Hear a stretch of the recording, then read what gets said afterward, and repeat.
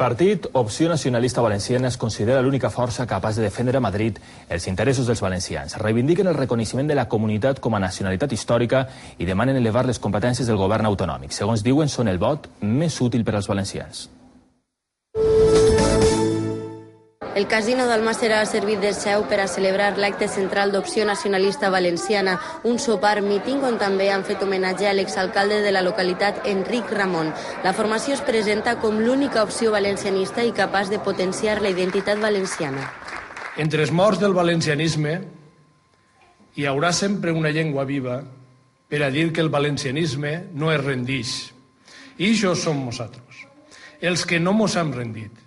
És que continuem pensant que n'hi ha futur per a una opció política valenciana, valencianista, que estiga disposta a sacrificar-se.